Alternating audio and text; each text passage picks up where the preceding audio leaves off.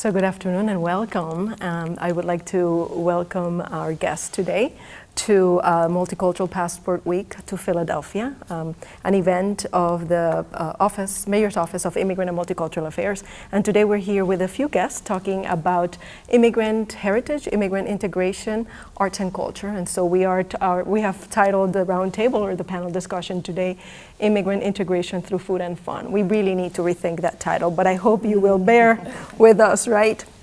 For those that are seeing us live, it would be great. We have a handle, which is Philly Moima, and we have a hashtag, which is XCulturalPHL. So you can see, you can follow us online. I would like to thank PhillyCAM for really providing the space today for us to host this discussion, and really our presenting partners of Multicultural Passport to Philadelphia Week, which are PHL Diversity, Aldea News Media, and Language Service Associates. But let's first welcome our guest today. And here to my right, we have Hani White. She is a chairwoman of the Indonesian Diaspora Network of Greater Philadelphia. We have Dr. Vera Tolbert, the senior advisor to the president of the Liberian Association of Pennsylvania. She's also the executive director of the Union of Liberian Associations in the Americas Social Service Council, and of course Ana Flores, the executive director of the Mexican Cultural Center, that just recently, a couple of days ago, had a fantastic cultural event that we'll talk about a little bit later. But I think to set the conversation and to set the stage for today, I want to talk a little bit about why the Mayor's Office of Immigrant and Multicultural Affairs really wants to talk about integration of immigrants in our community through arts and culture. There are two trains of thought. One that thinks that immigrants should completely assimilate into American society to be considered integrated. They should divorce themselves from their homeland, learn English as a language, and sort of completely get rid in many ways of their culture, their language, their religion, and the ways in which they worship. But we believe in Philadelphia and in the Mayor's Office the opposite. We believe that people should celebrate who they are, that communities really add to the vibrancy of the city if they feel comfortable being themselves in the city, if they have the opportunity to celebrate, worship, eat, and be and celebrate their culture. And so I think the city of Philadelphia would not be through the Renaissance it has been without the African community in West Philadelphia and bringing the authenticity and the richness, without the Asian and Indonesian community in South Philadelphia and in the far northeast, bringing the rich foods and the colors and exhibiting all that exuberance, right? And the Mexican community, of course, we've seen them in South Philadelphia and other parts, how restaurants, dancing, festivals have become such a rich part of Philadelphia. So really, Multicultural Passport Week is about celebrating immigrant heritage, about bringing people, building relationships through arts and culture. So I would really like to find out from you, why is doing the work you do, why is celebrating your culture so important in feeling welcome in the city of Philadelphia, in helping your communities integrate into the social fabric? Perhaps Hani. Well, Jennifer, for us as Indonesian, we miss our culture a lot. The smell, the taste. So celebrating it is like a bring the whole us. Coming from the country that 32, 33 hours by flight, and coming to the country that there is no winter, there is no spring, there is no summer. The whole year is hot and humid. So being here in Philadelphia, it's very important for us to feel it like home. So we can say that even though we live in the United States, even though we live in Philadelphia, we still are Indonesian American that actually really appreciate our culture. And it's really make us feel that this is our home, not a second home, but also home. Home, right. And we've seen the Indonesian culture and what you've done. So you celebrated Indonesian Week not too long ago in the city of Philadelphia, right? Yes, indeed. Great. And so another country that has celebrated in the city of Philadelphia Mexican Week, and I think we celebrated and we raised Mexican flag for the first time in City Hall not too long ago. Can you tell me a little bit about what that meant to the community? Well, the community loved that openness of the mayor's office. They were, as Hani said, we're very grateful to be here in the U.S. and we really love the American culture. The people feel American, but it's important for them to keep their roots, and for the many children that are Mexican American, it's important for the parents that the children keep also that proud of their heritage. So that moment when the Mexican flag was in City Hall meant a lot for the Mexican American community. We felt at home, we felt welcome, we felt proud to be Mexican Americans. Great. And that's a program that we have we call it City Hall Welcomes. And it's really an official way in which the city tells our immigrant communities, our city is your city, our city hall is your home, and you can come to us as you are and celebrate your culture. And we will, it's a show in some ways of respect, really, from our city, from our mayor, to the cultures that have chosen Philadelphia to be home, because we know you could choose other cities to be home, right? Absolutely. So, Dr. Tolbert, can you tell us a little bit about the Liberian community? And we did raise the flag as well in City Hall not too long ago. Yes, and it was a very moving moment for the Liberians here in Philadelphia, because that was the first time an African flag had been raised at City Hall. You know, I just want to go back and say, it's a very scary thing when you lose who you are, your identity. And when you look at a lot of the Africans that have come in, especially the Liberians, it's one of the largest African community here in the city. They've come from a war-torn country because of what has happened in the last 25 years. So you come here and you're going through a lot, but then you haven't lost one thing. You haven't lost your family values. So it's very difficult to come and say, you know, after losing everything at home, you come here and you get that sense of, I've lost everything else. So that's why it's so important, because the way we prepare our food, the way we eat, and the way we dress all tells us who we are. So I think when we celebrate our culture here in the city and all over the world, we are trying not to lose our identity. And I like what you said, and it's very important for the children, because a lot of those children came here either at a very young age or they were born in this country. And it's very difficult for the parents when those kids are home and they're somewhat American, and when they go to school, you know, they are a little confused. Home, the parents want to train them to be Liberian, and they get to the school, and the school is trying to make them American, and I feel very bad for those children. So it's so important when we do that, we're helping these kids realize where they come from. The beautiful thing is a lot of our children that have been to Liberia lately, they all say they don't want to come back. They find that link, that missing link, and that gap, you know, is filled because they always wonder, who am I? And when you lose that identity of who you are, it's a very scary thing. It can have a terrible mental effect on you. So celebrating your culture is just trying to remind yourself, this is who I am. And I'm not saying I don't want to be who you are, Americans, but let's appreciate what we are, and then we can understand each other better, and then enrich, like you said, enrich our lives here in Philadelphia.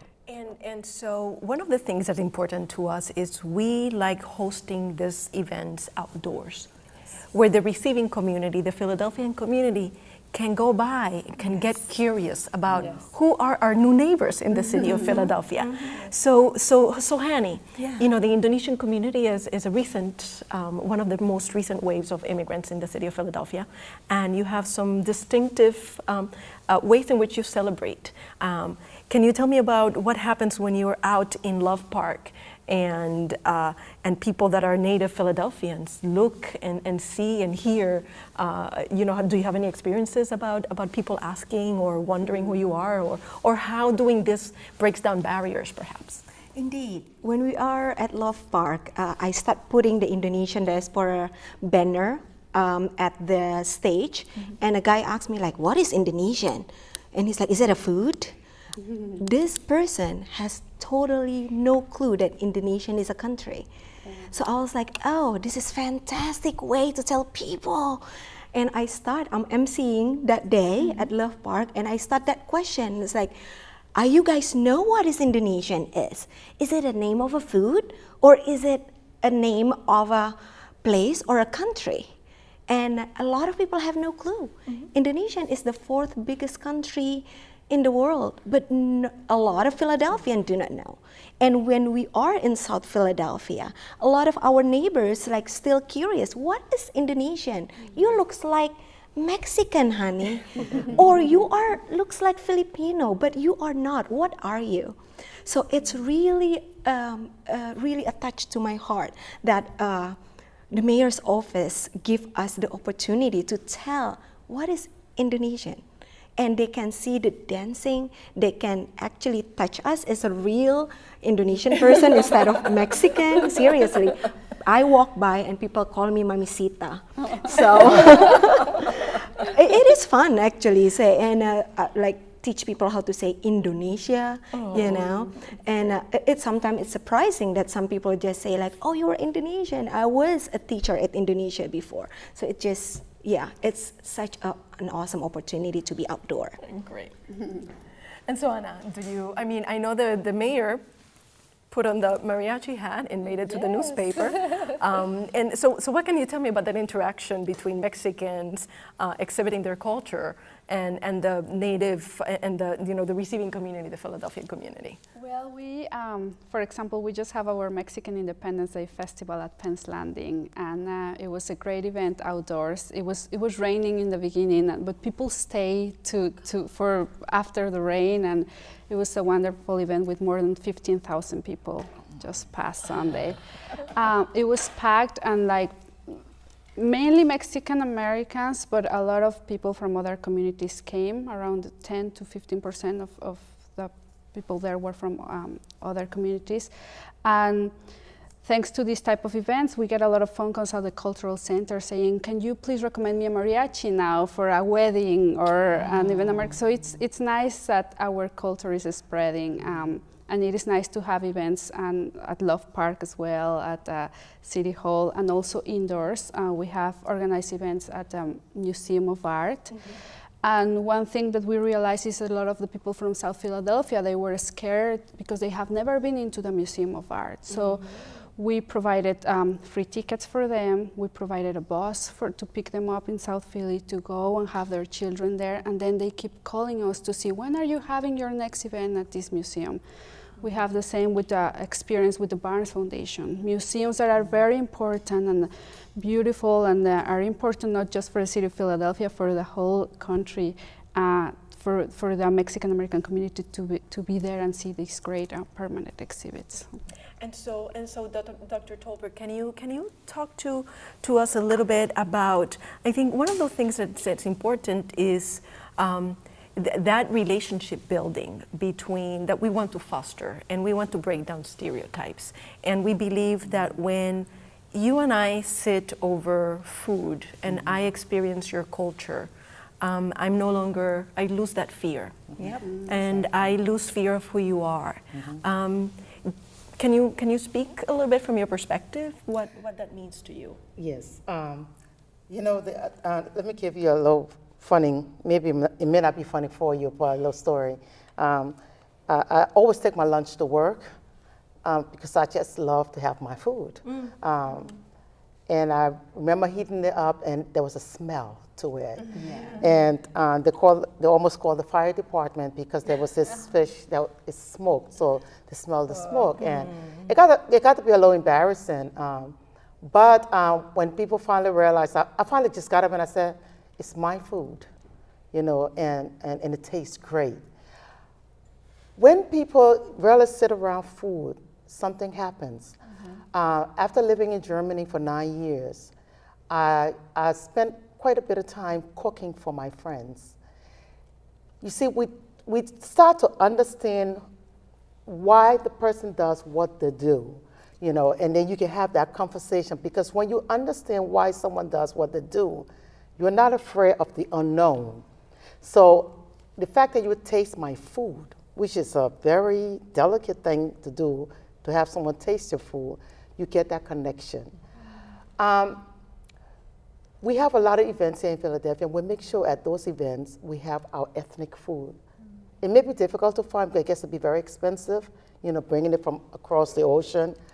But an African will cross the ocean just to find what they're familiar with, because that is what makes them who they are, and they feel more comfortable doing that. And when we can taste each other's food and we can understand what they're eating and what makes this person, the barriers are broken down, you know, slowly. I know a lot of kids in Southwest Philly have problems living in school. The kids will laugh about the way they're dressed or the way they speak, the way they do their hair.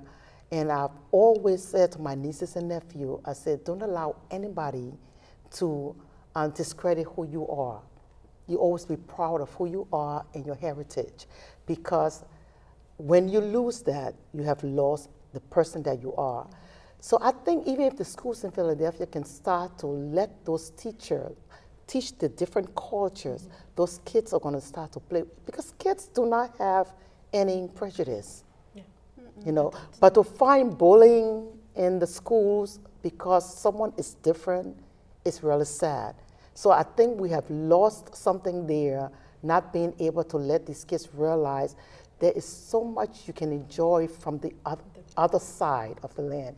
Because when I wear my African outfit to church, in fact, every Sunday the church waits for me to walk in. Aww. It gets to be a pressure, but when you walk in and you feel so proud that what you wear, what you eat, you know, is appreciated and it's respected. So people love that look. It's different and it's beautiful.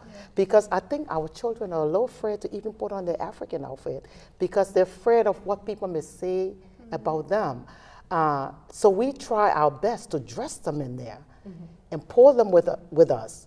You know, not in a way of forcing them, but when people react to that, you see how enlightened they are, they're very happy, and they start to feel a little more comfortable, you know, in the environment. And that's why it's so important for our office to do it. So we have an opportunity to do things indoors, right?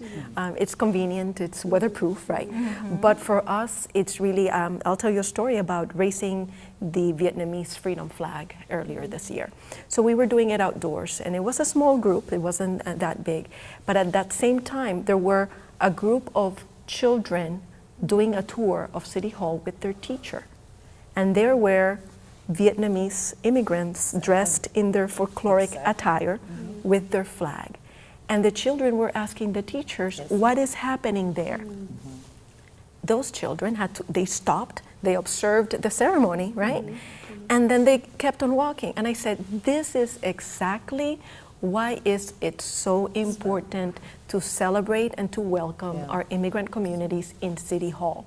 Because these children now understand and know that there's a Vietnamese community in the city of Philadelphia, a Vietnamese community that we respect, that we honor, that we allow them to be themselves with their flag and their attire. And what other place at the most formal place in the city, right?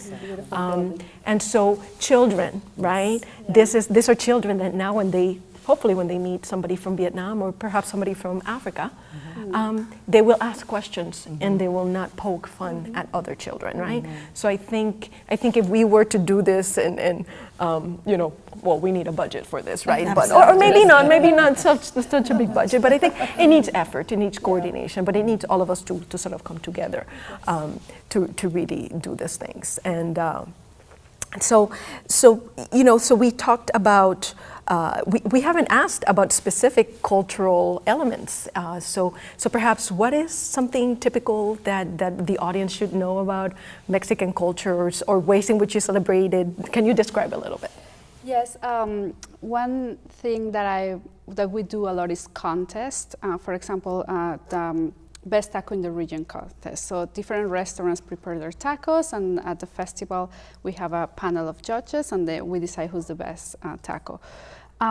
We also have a contest for altars, Day of the Day altar, so families and community organizations can get together and put together an altar, and then we have a contest. So they get excited about it, and they are looking forward for the prize. But the people attending our events and looking for these things, they come and they say like, oh, there's a similar tradition like this in other countries in Africa, or there's like something similar in Hong Kong. They also have type of their altar, and then we start seeing that we have a lot of similar things and similarities that help us get together and see the common things that we have.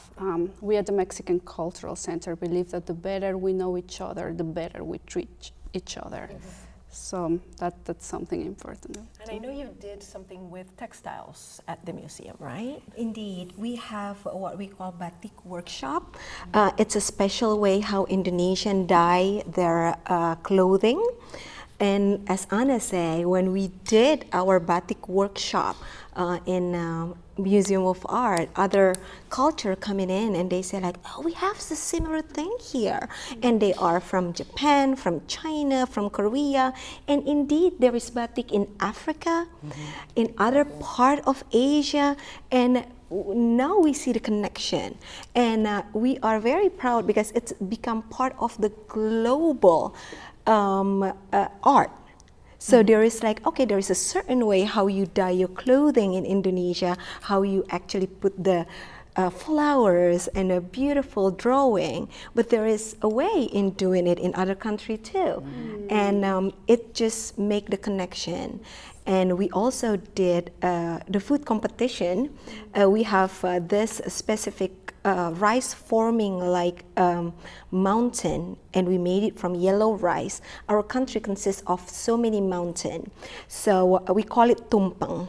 And we have that competition, and the small kids and Americans that look at that mountain, they say like, oh my God, it's so beautiful, yet it's so delicious, because you can actually see it, it's beautiful, and then you can eat it. We did other things also, like a food bazaar, and also competition in FDR Park. Sport competition, like native Indonesian competition. We eat on crackers, and who eat first, and they become the winner. It's just like wonderful. That sounds wonderful. And this Saturday, as part of Multicultural Passport Week, and as part of Philadelphia Place for Peace, I think the African Cup of Nations is taking place. Yes. And so soccer and the African community in Philadelphia, that's a serious business. So that's a way I know in which the African community is very proud of their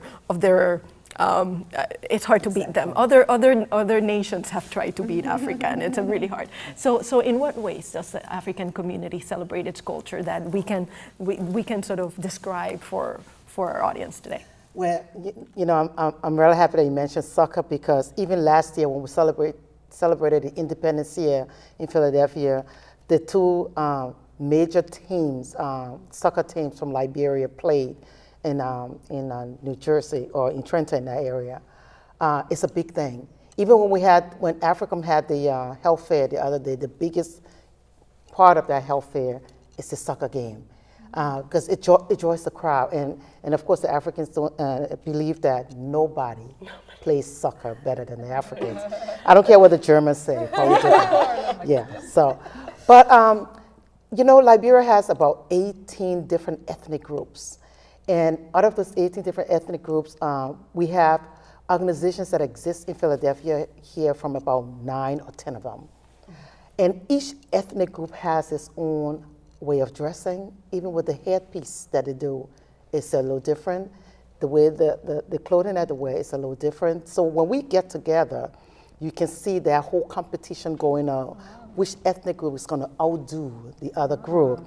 Even the foods that we prepare, if you go to Southwest Philly in the Woodland Avenue area, the different restaurants, and people would say that's the Gio restaurant, and that's the Bassa restaurant, and that's the, the Crown restaurant, because the foods are slightly different. So it's just really nice when we get together. And this weekend also, even with the cup going on, Liberians are coming together to have their convention. So 16 different chapters from all over the country are going to be here in Philadelphia. So it's going to be a celebration of all of our outfits and the hair pieces and the food and all of that stuff that's going to be happening. What constitutes Liberian food? Well, we eat a lot. We do a lot of greens and we eat a lot of beef. So all of our sauces a lot of times are made from leaves that we grind and then we add chicken or beef to it. But the big thing about our foods is that it's really, really hot. And Liberians do not even add the hot pepper to the food well, they do it as a seasoning. And it gets to be very difficult because just the little bit that they put in there is too hot for everybody else. So when we're trying to cook for a big event where we know non-Liberians will be there, we try our best to be very careful in trying to put the hot pepper in there, but they never learn. But we do a lot, it's a lot of meat, but a lot of greens, where we grind and we put over rice. So which is our staple every food. culture, I think, has like a turnover. In Latin America, we have empanadas. Do you know what I'm talking about, right? Yes. So tell me about. Do you have a version? Yes, we do. We call it pastel. Oh, we call it. We have a pastel too. But it's empanadas in your country. In our country, have pastel, and inside sometimes there is vegetarian version. There's beef version, chicken version, fish version, so sweet version, so like a dessert pastel, like dessert empanadas. Yes, indeed, we do have a similar thing. Great, and so we don't have a lot of time. We have probably a couple of minutes. So tell me about your version of the empanada. We have the tacos, of course, but something that is becoming very, very popular in the U.S. is the Mexican guacamole. It's starting to be avocado. It's starting to be part of the American diet, actually. And we just heard some statistics from the Mexican consulate that the Mexican avocado, it comes to the U.S. and the time of the year where more avocados outside of Mexico are bought are during the Super Bowl, because a lot of Americans are eating guacamole with their wings and their other traditional food. They are starting to have the guacamole. So it's the time of the year where more avocados are bought. Yeah. Right. And so do you have a version of an empanada or a turnover that's stuffed with meat or other items? No, I'll just talk about that big thing called fufu, and we make that from the cassava. Yeah. And I think another group called that yuca. Yuca. Yeah, We call it yuca. Right. So fufu and soup, my mother loved that to death. But that's a big thing in the Liberian community. You make this big starchy stuff, and then you put the sauce over it, with a lot of meat and fish. And we mix up a lot of stuff, the meat, the fish, the chicken, everything in one bowl. Wow. Right, and then over the fufu, and that's a big meal. Well, it looks that we like love. we should go out. We should go out for dinner after this. Well, Yes. Exactly. Well, guess what? Well, I have one for you. So every year, we've been in office since 2013, and so this is the third edition of the Multicultural Passport Week. So we are really encouraging everybody in Philadelphia to go out and explore ethnic foods and to tweet them back to us and show us, what their experiences are. So look, if you don't know where to go to Southwest Philadelphia and enjoy African food. You can go to South Philadelphia and enjoy Indonesian food, enjoy Mexican food. North Philadelphia, you have Latin American food. Or look, if you're really lazy, you can always go to the Reading Terminal. Right? And you can get a little bit together. But for those that are interested, we do an annual Multicultural Bar Crawl. So we will be meeting friends of the office this Friday at 6 o'clock at OPA in which is a Greek restaurant in Center City, and we will be joining there for happy hour, and then we'll go on a tour of other different ethnic restaurants in the city. So really that's another opportunity to really celebrate, to build community, to really exchange, and really build the relationships that I think it's what really using and helping immigrants integrate through arts and culture and really building their relationships with the receiving community. So I think we are sort of almost at the end of this roundtable. I really want to thank you, Hani, Dr. Tolbert, and Anna for participating, for letting us learn a little bit about your culture, telling us why it's so important to really celebrate it and celebrate it in the open. And we hope that, as you mentioned, that we can bring together the children of the city which really are the future. And so we adults need to work more closely together to ensure that they can celebrate each other's culture and get to know one another much better. Well, thank you so much. Thank you for the invitation. We hope Thank to you do to it again PhillyCAM. soon, Yes. right? And thank you to PhillyCAM for really providing the space. Take care. Thank you.